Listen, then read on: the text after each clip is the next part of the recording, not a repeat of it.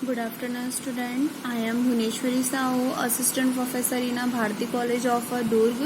ठीक है, आज के हमारे इस वीडियो लेक्चर का सब्जेक्ट है high voltage being 8th sem. इससे पहले मैंने जो आप लोगों को पढ़ाया था, today's my topic single stage impulse generator. ठीक है, इसके बारे में मैंने बताया था क्या होता है single impulse state impulse generator. ठीक, उसका वर्किंग एंड कंडीशंस मैंने आप लोगों को बताई थी। ठीक है, उसके बाद मैंने आप लोगों को बोला था उससे कुछ न्यूमेरिकल्स क्वेश्चंस हैं वो भी हम देखेंगे। तो आज का जो इस वीडियो लेक्चर में है analysis of impulse generator circuit of a series RLC type. ठीक है, आइए देखते हैं हम लोग क्या होता है, क्या बोल रहा है इसमें। रिफरिंग फिगर नंबर ए, जो फिगर ए मैंने नेक्स्ट वीडियो लेक्चर में जो बताया था, ठीक है, उसमें क्या क्या चीज़ें कनेक्ट थी, रेजिस्टेंस भी कनेक्ट था एंड क्या था उसमें कैपेसिटर भी था। ठीक है, सारी चीज़ें क्या थी पैरेलली सीरीज में क्या हुआ था वो कनेक्ट किए थे।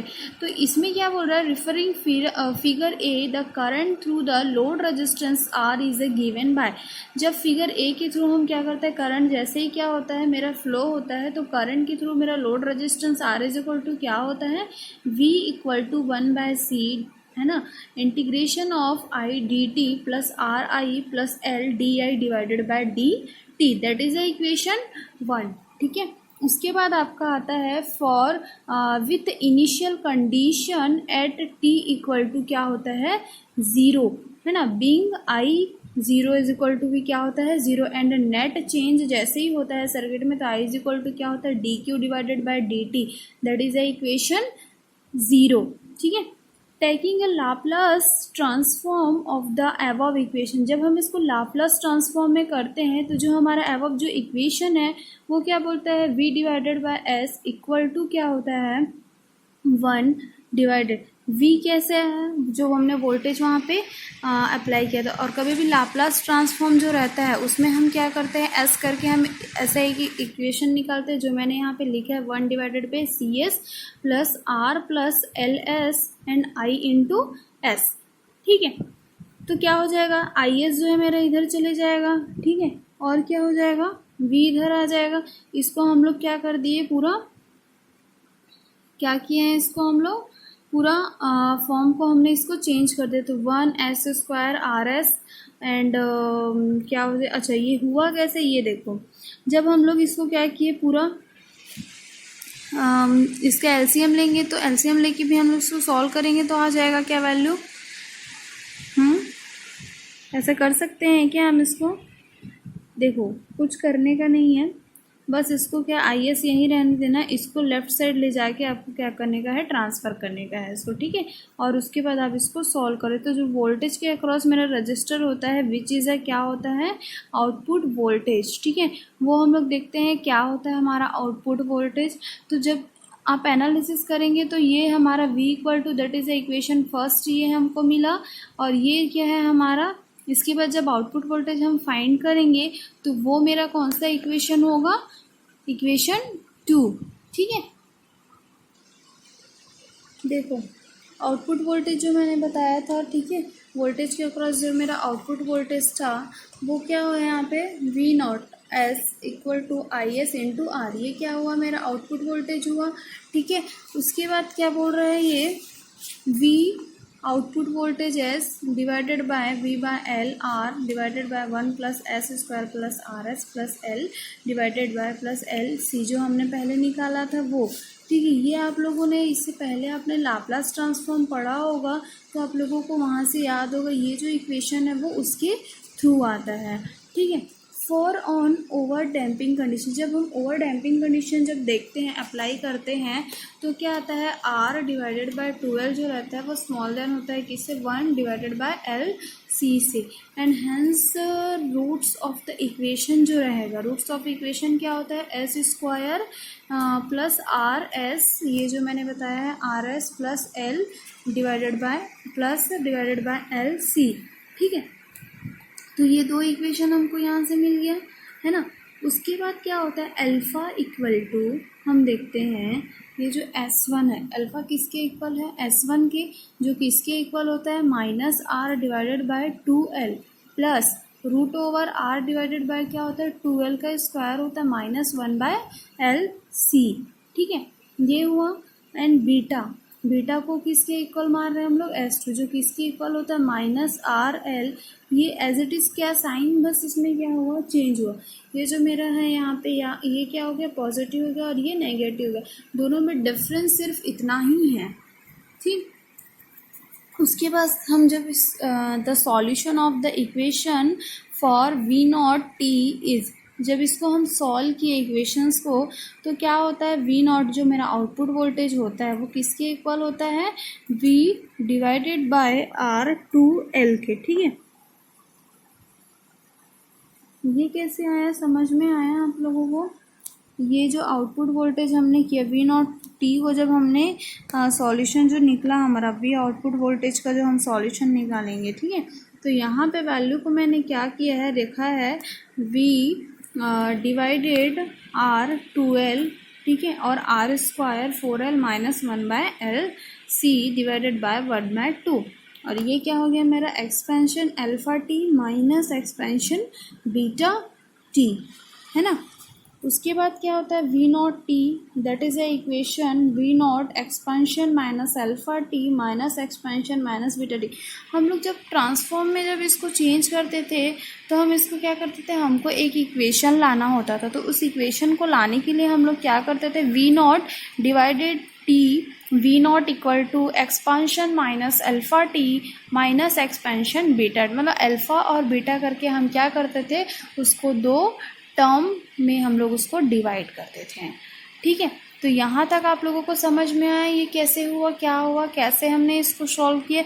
इसके आगे ये थोड़ा सा और है, इसका डेरिवेशन हम लोग देखते हैं आगे ये क्या बोलता है, क्या हमको फाइंड करने को इसमें बोल रहा है, ठीक है। देखो, वेयर V नॉट मेरा आउटपुट वोल्टेज जो किसके इक्वल है, VR डिवाइडेड बाय 2L, ठीक है, and divided by R square and 4L - 1/LC divided by 1/2, ठीक। फिर इसके बाद इसको क्या किया, इसमें सॉल्व आउट किया है, VR2L, इसको एलसीएम लिया, 4LC square RC square minus L 1/2, ठीक है।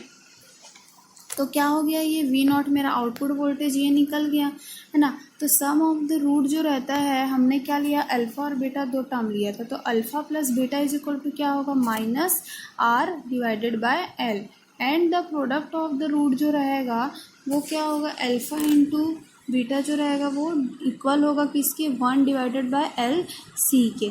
तो ऐसे करके हमें क्या करना है, वैल्यूज़ को क्या करने की है, फाइंड करना है, ठीक है। मतलब सम ऑफ द रूट्स क्या होते हैं and the product of the roots क्या होता है, सम ऑफ द प्रोडक्ट बोला है इसलिए क्या हमने इसको क्या किया, अल्फा इंटू बी किया, और इसको अल्फा प्लस बी करके हमने वैल्यू को फाइंड किया है, ठीक है। इसके बाद क्या बोलता है, देखो कुछ इसका, जब इसको पूरा इसने फॉर्म को जब फाइंड किया है, तो जो वेव होता है, the wave front and the wave tail times are controlled by changing the value of R and L। क्या बोल रहा है, जो वेव फ्रंट में जो रहता है, वेव टेल टाइम कंट्रोल करता है, तो चेंज होता है वैल्यू किसकी, R की एंड L की, ठीक है। सिमिटेंसली क्या होता है, विद जो गिवन जनरेटर कैपेसिटेंस होता है वो क्या करता है, वो C होता है, और चूज़ करता है सूटेबल जो होती है हमको value for L and beta, ठीक है। बीटा अल्फा जो भी उसने क्या किया है, चूज़ किया है वैल्यू उसके according, and wave tail time जो रहता है उसको क्या करता है, वो कंट्रोल करता है the value of R in the circuit, the value of resistance जो होता है वो क्या करता है, कंट्रोल करता है जो भी वेव फॉर्म आपको मिलने का रहता है, ठीक। यहाँ तक चीज़ें समझ में आई। तो देखो होता क्या है, मेरा impulse single stage impulse generator, उसके बारे में मैंने बता दिया था। कंप्लीट आपको क्वेश्चन पूछता है तो आप थोड़ा सा वो थ्योरी पे ताकि जो मैंने 4 स्टेज के डायग्राम्स बताए हैं उस डायग्राम को ड्रॉ करके इसको पूरा आप न्यूमेरिकल को क्या करेंगे, सॉल्व करेंगे, ठीक है। अब देखो wave front time and wave tail time क्या होता है। अभी मैंने जो ये डेरिवेशन बताया उसमें कहीं कहीं वेव फ्रंट टाइम आया था और क्या आया था, वेव टेल टेल टाइम आया था। तो क्या होता है ये wave front time and tail time क्या होता है ना। देखते हैं हम लोग। जो वेव फ्रंट टाइम होता है वो क्या करता है, इम्पल्स वेव जो रहता है, impulse wave is the time taken by wave to reach to the maximum value starting from zero value. Wave front जो रहता है इम्पल्स वेव में, वो क्या करता है, टाइम हमेशा रीच करता है जो मैक्सिमम वैल्यू होती है स्टार्टिंग में। इट्स मैक्सिमम वैल्यू हमेशा होता है और फ्रॉम किससे, ज़ीरो वैल्यूज़ के थ्रू। सेकेंड पॉइंट क्या बोल रहा है इसमें, देखिए, since T2 and T1 represented about 80% of the wave front time, it's multiplied by 1.25 to give total wave front time। ठीक है, क्या बोल रहा है इसमें, जो मेरा T2 और T1 है वो रिप्रेजेंट करता है किसको, अबाउट 80% जो वेव फ्रंट टाइम अपने को मिल रहा है, इट इज़ अ मल्टीप्लाई करता है जो जैसे मेरे T2 और T1 की जो वैल्यू हमको मिलेगी। ठीक है, तो 80% क्या होगा उसमें, वेव फ्रंट टाइम होगा और उसको हमेशा वो किससे मल्टीप्लाई करेगा, जो टोटल वेव फ्रंट टाइम हमको मिलेगा उससे। ठीक है, थर्ड पॉइंट क्या बोलता है, the nominal wave tail time is measure between the nominal starting to end. The nominal जो वेव टाइम होता है उसको क्या करता है, वो मेज़र करता है बिटवीन किसके बीच, जो स्टार्टिंग में होता है एंड पॉइंट जो रहता है वेव टेल के, and where the voltage is क्या होता है 50%, एंड पीक वैल्यू जो रहता है वो हमेशा वेव टेल को क्या करता है, वेव टेल टाइम जो होता है उसको वो एक्सप्रेस करता है T3 से T0 तक।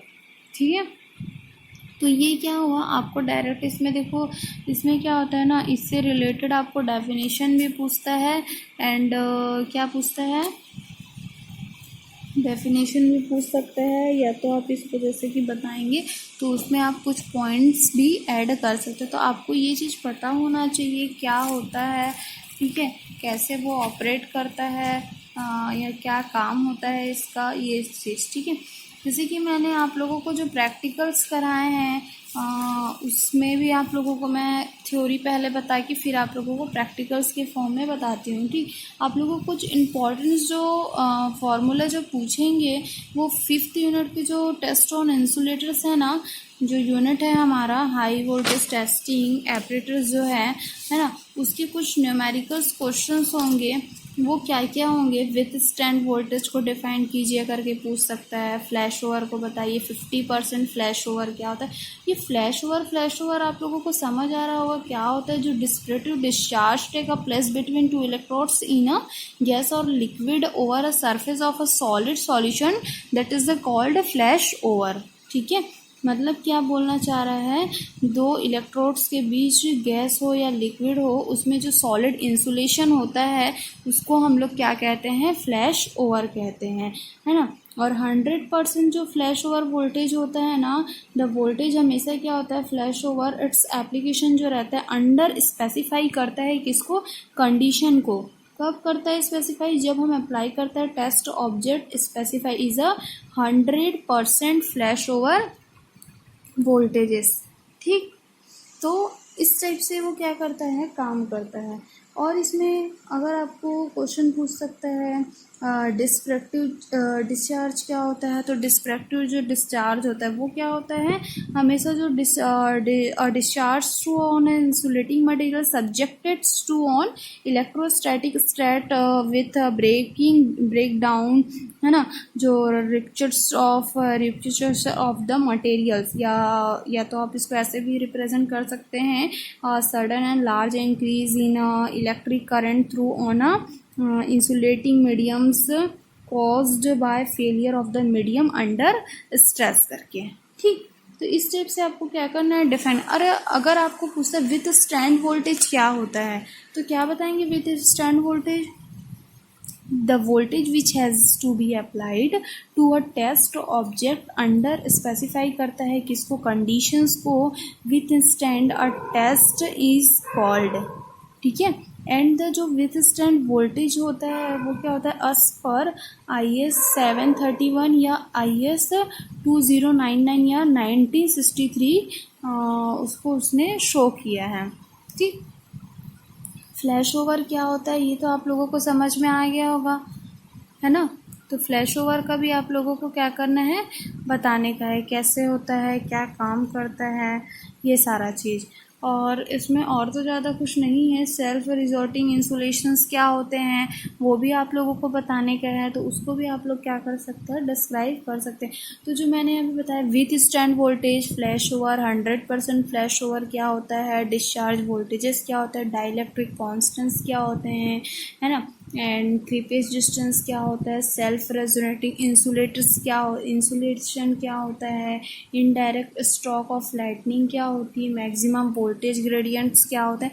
तो ये सब के बारे में आपको क्या करने का है, बताना है, डिफाइन करना है। मतलब ये 6 से 7 जो है डायरेक्ट आपको डिफाइन करने दे देगा। क्वेश्चन 7 मार्क्स में आपको करके पूछ सकते हैं, ठीक है। मैक्सिमम वोल्टेज ग्रेडियंट क्या होता है इसको भी मैं बता देती हूँ आप लोगों को, थोड़ा सा डेफिनेशन अगर आपको पूछ दिया तो। मैक्सिमम वोल्टेज का मतलब क्या होता है, समझ में आता है। मैक्सिमम वोल्टेज मतलब क्या होता है, जो हमारा जो रेफरेंस हाई वोल्टेज जब हम टेस्ट करते हैं ना, तो उसमें क्या होता है, टेम्परेचर जो रहता है वो 27 डिग्री इंडियन स्टैंडर्ड में, है ना, 27 डिग्री रहता है। प्रेशर जो रहता है वो 1013 मिली बार्स होता है। एब्सोल्यूट ह्यूमिडिटी जो रहता है वो 17 ग्राम पर मीटर क्यूब होता है। और ब्रिटिश स्टैंडर्ड में देखेंगे ना, तो जो टेम्परेचर होता है हमारा क्या होता है, डिक्रीज़ हो जाता है। मतलब 27 हमारा इंडिया में है तो वो क्या हो जाता है, 20 डिग्री सेंटीग्रेड होता है। और प्रेशर जो रहता है वो क्या होता है, 1013 मिली बार्स हो जाता है। और एब्सोल्यूट ह्यूमिडिटी जो रहता है वो 11 ग्राम हो जाता है। तो क्या होता है, maximum voltage gradient of the ground level due to charge cloud before lightning strikes in a 300 volt per centimetre. ऐसा करके क्या कर सकते हैं, हम उसको कैलकुलेट कर सकते हैं। मैं आप लोगों को इससे रिलेटेड ट्रांसमिशन लाइन्स ये सारे से रिलेटेड कुछ न्यूमेरिकल क्वेश्चंस भी कराऊंगी, तो इससे आप लोगों को क्या हो जाएगा, समझ में आ जाएगा, ठीक है। तो बाकी के जो है हम नेक्स्ट वीडियो लेक्चर के थ्रू देखते हैं क्या होता है, कैसे वो काम करता है, ठीक है। आई होप आप लोगों को समझ आया होगा। Thank you class, have a nice day.